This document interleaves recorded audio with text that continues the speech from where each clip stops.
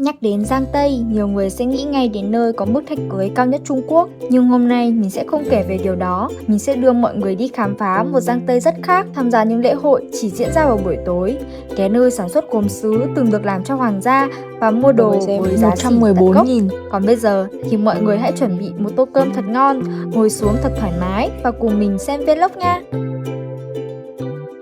Xin chào tất cả mọi người, bây giờ mình đang có mặt ở Giang Tây, ở một chân núi. Bây giờ chúng mình sẽ chuẩn bị đi lên làng cổ Hoàng Lĩnh. Muốn đi lên cái làng cổ này thì trước tiên bọn mình sẽ phải mua vé và đi cáp treo lên mọi người ạ. Lúc trước thì có thể đi xe ô tô trực tiếp lên, nhưng mà bây giờ thì Trung Quốc họ không cho đi xe trực tiếp mà họ bắt mình phải ngồi cáp treo đi lên. Thời tiết hôm nay cũng rất là đẹp, trời xanh mây trắng nắng vàng. Không nói nhiều nữa, bây giờ chúng mình sẽ cùng xuất phát đi thôi. Ngồi cáp treo khoảng tầm 7 đến 10 phút mình đã có mặt ở làng cổ rồi mọi người ạ. Có vẻ là cái làng cổ này nó nằm sâu ở trong núi nên là không khí khá là mát và dễ chịu, như kiểu là Phan Xipang hoặc là Bà Nà Hills ở bên mình ấy mọi người ạ. Có rất nhiều khách du lịch đến tham quan. Ở đây còn rất nổi tiếng với cái bộ quần áo này nên là rất nhiều các tỷ tỷ thuê để chụp ảnh. Vì là một ngôi làng cổ nên là họ bảo tồn rất tốt cây xanh này và có cả những ruộng bậc thang. Đối diện thì là những cái dãy núi cao trùng trùng điệp điệp. Ôi rất là đẹp luôn đấy mọi người ạ. Nhắc đến Hoàng Lĩnh thì không thể nào không nhắc đến Sái Thủ là Sai Chiêu. Trước mặt mọi người đây chính là Sái Thủ. Do địa hình đồi núi dốc nên là người dân ở đây từ xa xưa đã tận dụng các ban công và mái nhà để phơi nông sản sau mỗi mùa thu hoạch. Dần dần hình ảnh những mẹt ve đầy ớt đỏ, bí ngô vàng đã trở thành biểu tượng của Hoàng Lĩnh. Ngày nay rất nhiều du khách từ khắp nơi trên thế giới đến đây chỉ để tận mắt chứng kiến khung cảnh độc đáo này. Nhưng mà cái phong cách phơi đồ trên cái mét tre này rất giống ở Việt Nam, mọi người, cũng rất giống ở quê mình ở khoảng tầm độ rất lâu về trước. Nhưng mà hiện nay ở nông thôn thì mình vẫn thấy là các cô các bác vẫn phơi những cái hấp này, đỗ này ở trên những cái mẹt này. Mình cũng chưa thấy gì đặc biệt lắm, nhưng mà có vẻ là họ ở Việt Nam mình thì không phơi ớt, ở đây họ phơi ớt nên là nhìn có vẻ rất là độc đáo và lạ mắt, đẹp mắt nữa. Ở cái làng cổ này nó sẽ có những cái ngõ ngách rất là nhỏ mọi người ạ. Xong rồi đi vào trong đấy khám phá rất là hay ấy, giống như kiểu là nông thôn của Trung Quốc trong phim ảnh ở khoảng tầm độ 500 năm trước ấy mọi người. Trông nó cực kỳ là cổ kính luôn. Tường là những cái tường gạch, sau rồi mái ngói. Ở đây thì có cả người dân sinh sống nữa, không phải là chỉ là một địa điểm tham quan cho khách du lịch đâu. Ở đây họ vẫn sẽ lưu giữ lại những cái ngôi nhà cổ mọi người ạ.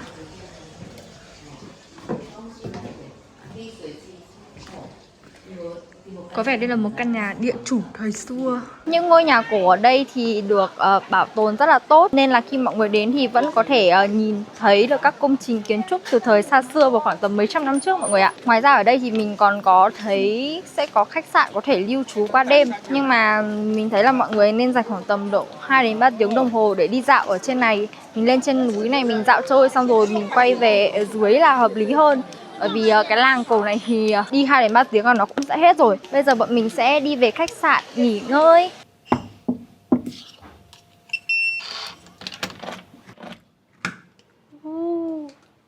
Vẫn là căn phòng quen thuộc. Bước vào thì sẽ thấy ngay là một cái giường đôi. Mình sẽ ngủ trong 2 đêm. Và một chiếc sofa rất là bé bé. Bàn làm việc. Ở bên này thì họ hay thiết kế cái bồn rửa mặt này ở bên ngoài ấy mọi người ạ. Không trong nhà vệ sinh luôn đâu. Kiểu để tiết kiệm thời gian dùng hay sao ấy. Bên trong thì sẽ có bồn tắm. Và đây nhỏ nhỏ, rất là nhỏ nhỏ xinh xinh. Một chiếc tivi to. Bây giờ mình sẽ nghỉ ngơi một lát, sau đó sẽ đưa mọi người đi chơi nha. Nhắc đến Việt Nam người ta nhớ ngay đến Bác Hồ. Còn nếu như nhắc đến gốm sứ Trung Hoa thì sẽ nhớ ngay đến Cảnh Đức Trấn. Cảnh Đức Trấn chính là nơi đã tạo ra gốm sứ ngày xưa cho hoàng gia dùng mọi người ạ. Và trái tim của văn hóa gốm sứ đang nằm ở nơi này, thôn Đào Dương Lý. Ở hai bên đường thì sẽ bày bán rất nhiều các sản phẩm làm từ gốm, như là hoa này, vòng tay này, và có rất nhiều các sản phẩm hay hay mọi người ạ. Và các sản phẩm từ gốm ở đây thì giá cả cũng rất là hợp lý, mà có thể mua về Việt Nam làm quà nữa. Cái chỗ này thực sự rất là đáng ghé mọi người ạ, bởi vì có rất là nhiều các sản phẩm làm từ gốm trông hay cực kỳ luôn á. Kiểu khi nhìn thấy những cái sản phẩm ở đây mình phải wow luôn. Họ tạo hình rất là đáng yêu, lại còn cực kỳ tinh xảo nữa. Mình vừa mua cái bộ ấm chén 12 con giáp rồi, mình còn mặc cả rồi còn 75 tệ nữa. Nhưng mà đi chỗ khác lại mua được một bộ khác màu chỉ với giá là 65 tệ thôi. Nên là mọi người ơi, nhớ phải nếu mà có mua thì cũng phải so sánh giá cả trước nha.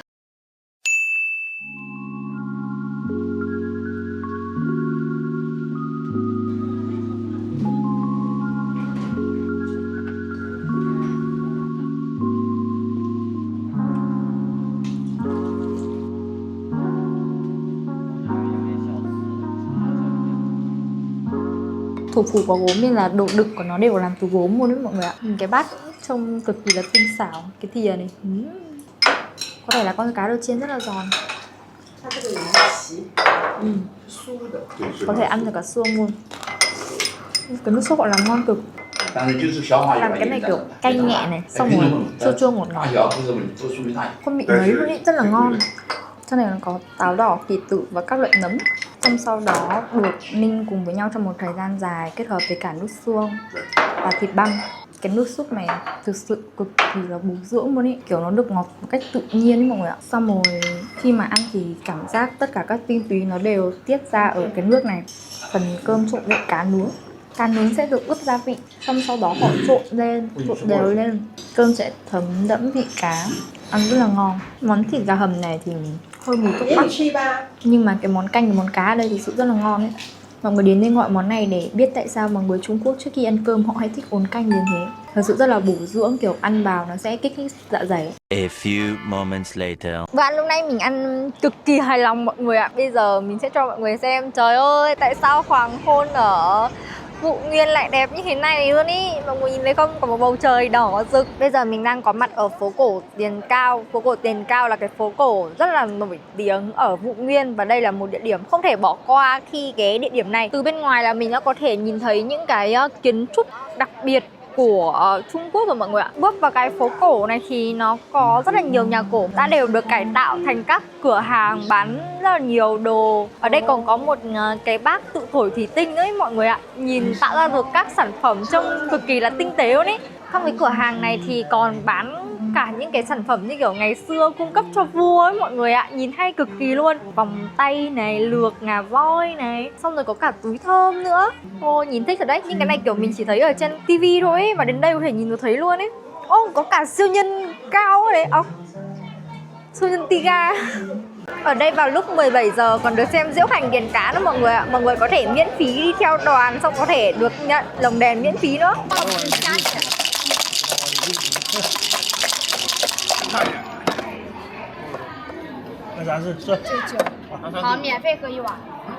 Xếp sau xem là mình nhỏ hơn hay là mình to hơn cái chị này. Bây giờ mình to hơn nên là chị này đã tặng mình một bát rượu. Cạn đâu. Sao? Hổ khởi sao à?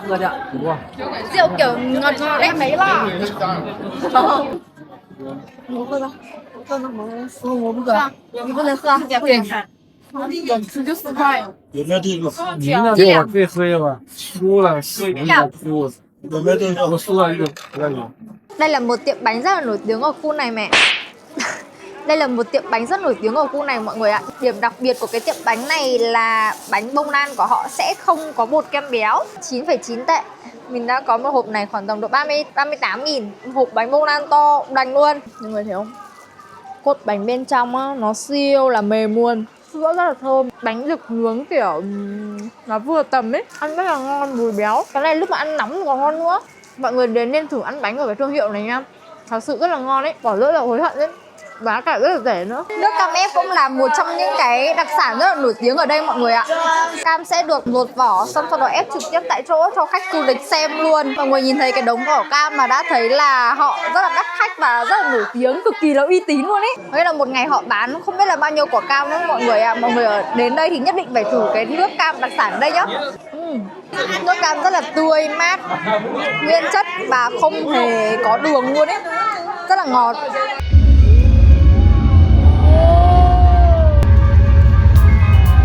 Ngoài ra còn có rất nhiều các tiết mục đặc sắc.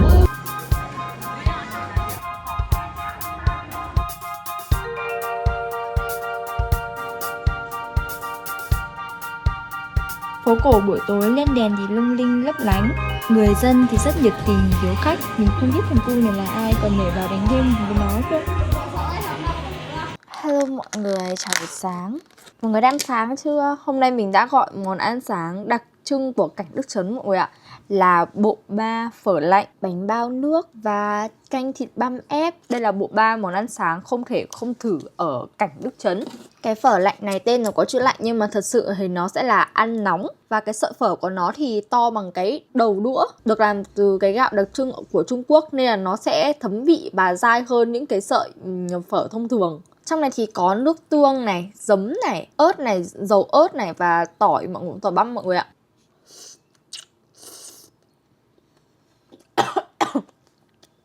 Sau này còn có cả củ cải muối họ băm ra nữa. Khi mà ăn thì sẽ ăn đến những cái hạt củ cải này sẽ rất là giòn giòn. Và cái gia vị trộn này thực sự nó rất là hòa quyện với nhau mọi người ạ.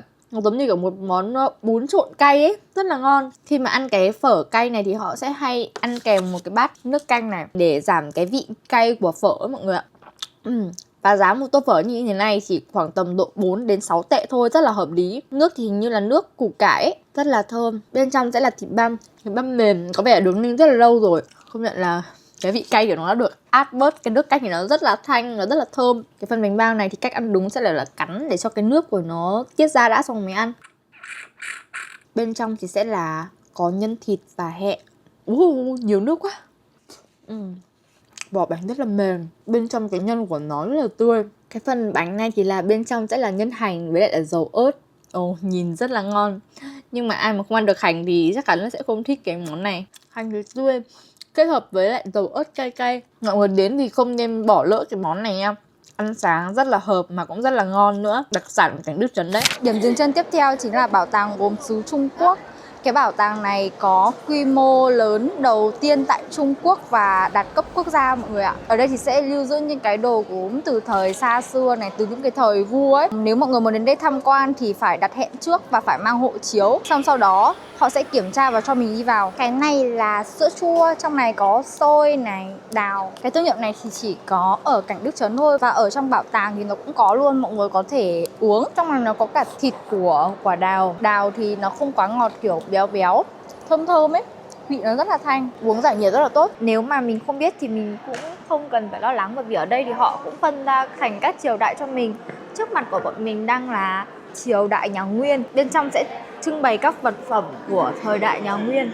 Đây là các tượng gốm sứ và thời ngày xưa khi mà vua và quan lại thì sẽ được chôn theo cùng để đồng hành cùng với họ. Có rất là nhiều các tượng như kiểu là Phật này, xong các quan lại này, xong rồi các loại động vật đều được chôn cùng theo. Đây là một cái tượng Phật rất là nổi tiếng ở bên Trung Quốc.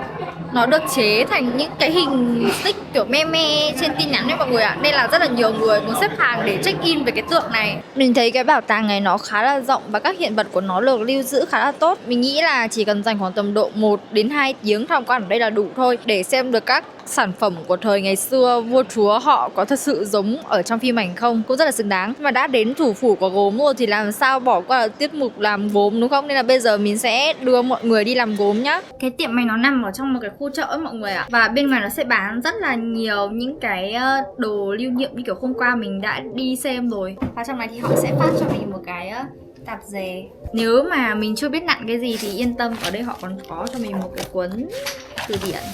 Trong này sẽ có những cái sự gợi ý mình có thể nặn. 手掌搓开，保持手掌湿润。然后呢，我们垂直向下去戳一个洞。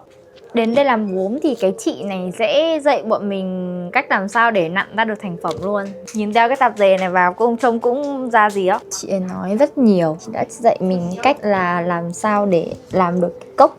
Sau khoảng tầm độ 2 phút thì mình đã nặn xong được cái nền cốc. Mình đã nặn được một cái chân. Cái chị chủ ở đây thiết kế rất là tốt với mọi người ạ. Kiểu là nếu mà mọi người làm đến bước nào không hiểu thì chị đấy sẽ dạy, chị đấy chỉ mọi người. Đấy còn giúp mọi người kiểu hoàn thành các bước khó nữa.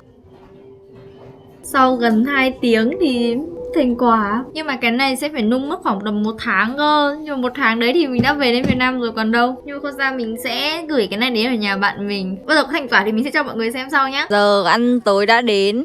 Đây là đặc sản. Mọi người thấy cái trước mặt là cái chữ gì không? Trình tớ trần vi trư tờ chan thi, có nghĩa là nhà hàng nhất định phải ăn khi đến cái Cảnh Đức Trấn này ấy.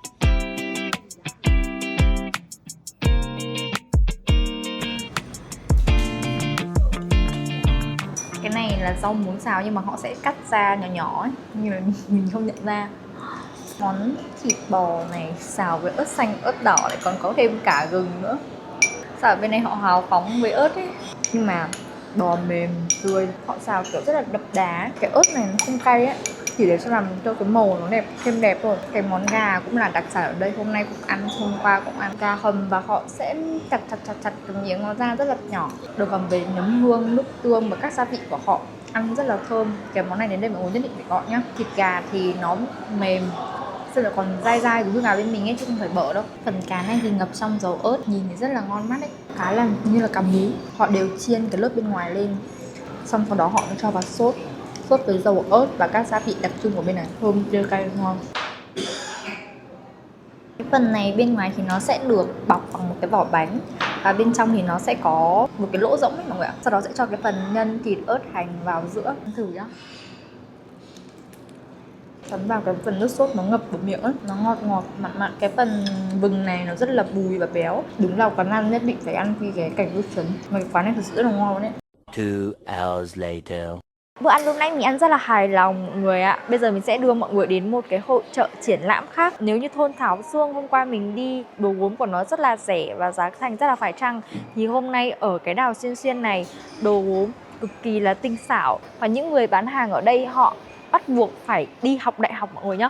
Đi học đại học để làm gốm. Nên là các sản phẩm làm từ gốm ở đây cực kỳ là tinh xảo và mang những cái phong cách riêng của họ. Màu sắc cũng thật sự rất là đẹp luôn. Ở đây họ chỉ chấp nhận là kinh doanh tư nhân, kiểu là kinh doanh cá nhân ấy. Nếu như có người đầu tư vào thì họ cũng không cho vào bán, kiểu là thúc đẩy kinh doanh ấy mọi người ạ. Mình vừa mới về đến khách sạn. Buổi tối ngày hôm nay chính là buổi tối cuối cùng mình ở cảnh Đức Trấn. Bây giờ mình sẽ giới thiệu cho mọi người một ít món đồ mà mình đã mua ở đây nhá. Đầu tiên phải kể đến cho mọi người xem thì mình đã mua được một hộp ấm chén mọi người ạ. Cái màu xanh ngọc của nó rất là đẹp luôn ý. Mọi người đoán thử xem là nó có cái giá bao nhiêu đi. Cái chén của nó cũng rất là đẹp. Mọi người xem. Cái bộ ấm chén này mình mua với giá là 30 tệ. Mình sẽ nhân cho mọi người. Giá tệ bây giờ là khoảng tầm độ 3.800 một tệ, 114.000. Ngoài ra thì mấy cái cốc kiểu đáng yêu, kiểu cục kích như thế này ấy. Ngoài ra thì mấy cái cốc kiểu ấy thế này bọn mình mua với giá là 20 tệ một cái cốc. Có bộ ấm chén này rất là tinh xảo. Bộ này thì là bạn mình mua nên mình không biết giá. Đây, cả cái bộ này nữa. Cái bộ này thì mình cũng mua với giá là 30 tệ. Cái bộ 12 con giáp này thì bọn mình mua với giá đắt hơn, khoảng tầm độ 75 tệ. Thì sẽ rơi khoảng tầm 285.000 bộ này mọi người. 285.000 bộ này mình thấy cũng rất xứng đáng ấy. Cái cốc của nó này, đó, họ nung cũng rất là đẹp. Những cái bát như thế này cũng chỉ với giá là 20 tệ. Hay là những cái bình hoa này, hoa làm từ gốm rất là đẹp mọi người ạ. À, một cái đặc biệt đó là mọi người ơi, cả cái đống vòng tay này nữa. Một đống vòng tay này mình mua với giá là 10 tệ mọi người ạ. Chỉ 10 tệ hoặc 38.000 6 cái. Có thể là trong 2 ngày mình vẫn chưa đi hết những cái địa điểm hot khác. Nhưng mà thực sự là đồ gốm ở đây rất là rẻ này và đa dạng, và cho mình một cái nhìn rất là mới về gốm. Nếu mọi người có dịp đến đây thì nhất định phải mua gốm ở đây nhá. Giang Tây quả thật là một cái vùng quê rất là yên bình này, rất là chill này, và mọi người đến đây du lịch cũng rất là nhiều. Nếu mọi người muốn đi du lịch một cách sống chậm lại và trải nghiệm xem được nhiều thứ hơn thì có thể ghé tỉnh Giang Tây. Giá cả cũng rất là hợp lý. Video của mình đến đây là kết thúc rồi. Cảm ơn mọi người đã xem. Nếu mọi người thích video này thì hãy cho mình một like, một share và một lượt thích nha. Hẹn gặp lại mọi người trong những video tiếp theo. Bye bye.